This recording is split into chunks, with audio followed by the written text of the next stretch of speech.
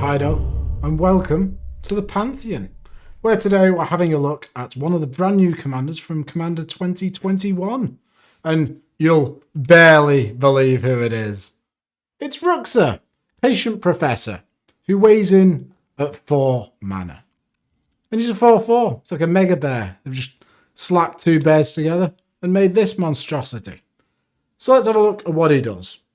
He's a bear druid, and whenever he enters the battlefield or attacked, return target creature card with no abilities from your graveyard to your hand. Creature you control with no abilities get +1/+1. And you may have creatures you control with no abilities assign their combat damage as though they weren't blocked. So, and he's a 4/4, of course. So he really cares about vanilla creatures, and I can't think of anything more boring, to be quite honest with you. Vanilla creatures are vanilla. They're just dull. So we're going to try and make it a bit more interesting. But first, let's have a look at number 5. And number 5, he does care about vanilla creatures. So let's play some good ones. Leatherback Baloth is 3 mana for a 4/5. That's it. Very undercosted. You know, nice piece of artwork. 3 devotion. There's not really much else to say about it, but there's some interesting vanilla creatures. So Bear Cub, 2 mana 2/2. That's it. It is a bear. Beluvian Bears, 2 mana 2/2. It's a bear. And then we've got an interesting one here, Curious Pair, who is a 2 mana 1/3. But it has an adventure sorcery attached to it. But the actual creature side of it, when it's on the field, is vanilla. So cool little bit of synergy there, but the majority of the mono green adventure creatures are trash. This sorcery creates you a food token, so you can sacrifice it to gain 3 life. Colonian Tusker is a 2 mana 3/3. It's a beast. That's it. Centaur Corsa, 3 mana 3/3. Centaur. Finally, Gigantosaurus is a 5 mana 10/10, so that's a bit more interesting, you know, very undercosted for the size. And it's a lot of devotion, I guess. But if you're going to be putting vanilla creatures in, just pick ones that you personally like. This deck's never going to be competitive, so just pick, like I started around Theros block, so I'd put a couple of Theros cards in there, you know, if we could get some vanilla ones of it. But that's that. And let's move on to number 4. Now, this isn't a vanilla creature, but tokens are generally vanilla. So, our commander buffs all our tokens. Hydra Broodmaster is a 6 mana 7/7 with Monstrosity X for green XX. Monstrosity means if this creature isn't monstrous, put X 1/1 counts on it, and it becomes monstrous. Becomes big. And when Hydra Broodmaster becomes monstrous, put X, XX, green Hydra creature tokens onto the battlefield. Each one of them is going to be vanilla, and they're buffed by our commander. So, tokens is a big sub-theme for this deck, I feel. Avenger of Zendikar, 7 mana 5/5. When it enters the battlefield, create a 0/1 green plant token for the amount of lands you have. And then landfall, whenever a land enters the battlefield under your control, you may put a 1/1 on each plant creature you control.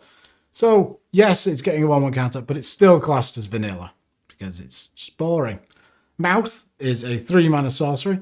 Create a 3/3 green hippo creature token. Okay, nice little vanilla hippo. Then feed, sorcery aftermath, so you can only cast it from your graveyard. Draw a card for each creature you control with power 3 or greater. Really cool. Our commander's a 4/4. A lot of the creatures, you know, Avenger of Zendikar, Rampaging Baloth up here, all have 3 powers. So this is a nice little draw engine. Rampaging Baloth, 6 mana for a 6/6 with trample. Whenever land enters the battlefield under your control, make a 4/4 green beast token. Vanilla. So it buffs, our commander buffs it. To go along with that, we've got a bear card here, Grizzly Fate. So it's 5 mana for a sorcery. Put 2 2/2 green bear tokens onto the battlefield. But if you have Threshold, which means you have 7 cards in your graveyard, put 4 of those tokens into play. Cool. And then it has flashback for 7 mana. So again, we can make another 4 2/2s. Finally, these last 2 cards, Deranged Hermit and Deep Forest Hermit, both of them 5 mana, and both are very similar. Like, Deep Forest Hermit is actually inspired by Deranged Hermit. So when Deranged Hermit enters the battlefield, put 4 1/1 green squirrel tokens onto the battlefield. And squirrel creatures you control get +1/+1. But this creature has Echo, so it's going to die if we don't pay its Echo cost in our next upkeep. So we're going to be left with 4 1/1s, which is fine because they're 2/2s with our commander. Deep Forest Hermit's exactly the same, 5 mana for a 1/1, but with Vanishing 3. So this creature enters the battlefield with 3 time counters on it.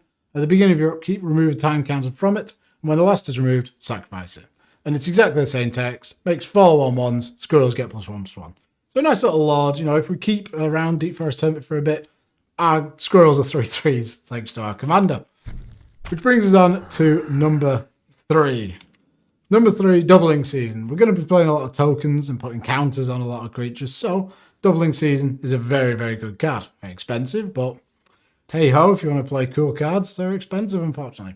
If an effect would create 1 or more tokens under your control, it creates twice that many of those tokens instead. If an effect would put 1 or more counters on a permanent you control, it puts twice that many counters on instead. Wow. Really cool, especially with Planeswalkers. The Garruk Primal Hunter is a 5 mana, 3 loyalty Planeswalker, and his +1 is make a green beast token. That's vanilla. His -3, draw cards equal to the greatest power among creatures you control. So we can draw a bunch of cards if we have a large dude. Then his -6, put a 6/6 green worm token onto the battlefield for each land you control.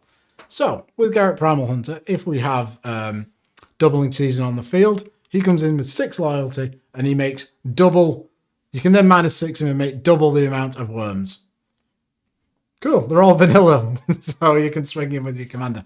And thanks to the commander's last line of text, all of those will deal damage straight away. Really, really good. Parallel Lives is a 4 mana enchantment. If an effect would put 1 or more tokens onto the battlefield under your control, puts twice that many, so doubles everything that we're doing.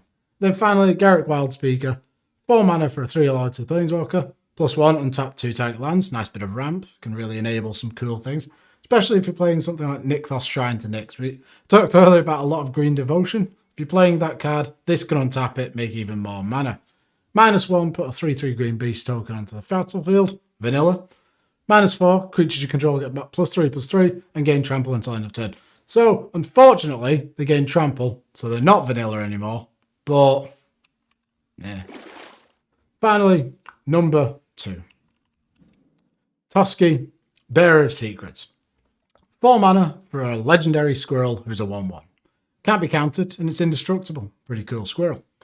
When it attacks each combat available. Whenever a creature you control deals combat damage to a player, draw a card.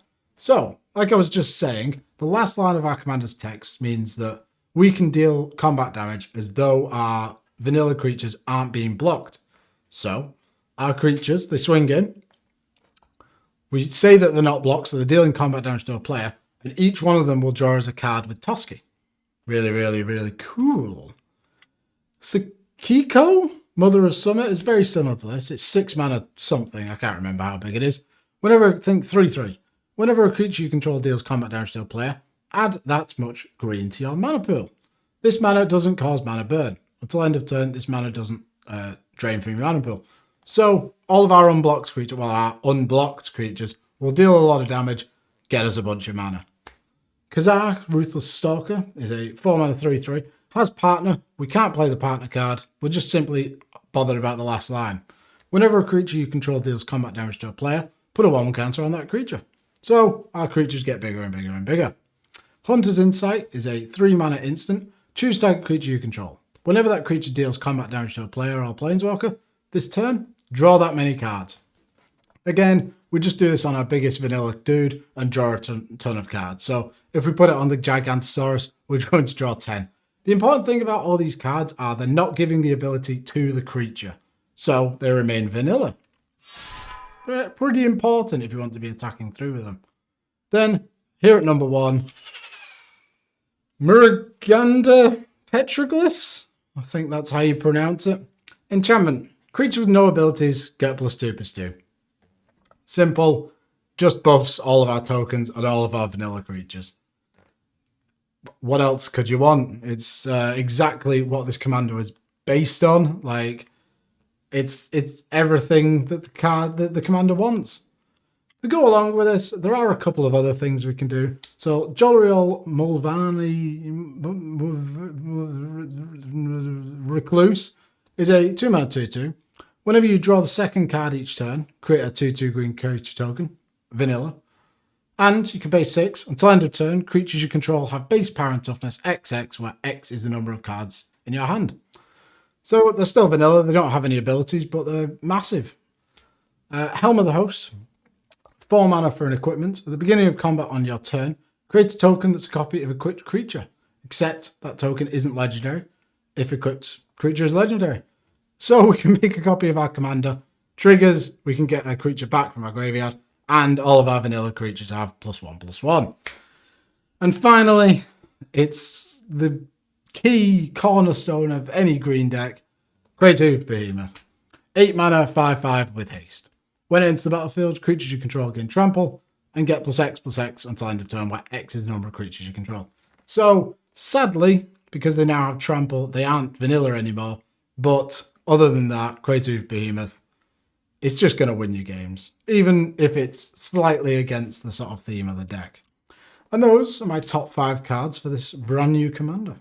I think he's sort of cool. I hate vanilla creatures. When I first saw it, I just thought, Jesus Christ, this is dull. But there's some interesting cards that we can put into the deck. And that's what I'm finding doing these videos. You know, you always find something interesting to put in there. So thank you very much for watching. If you enjoyed it, please like and subscribe and share it around if you want to. And I'll see you in the next one. Bye.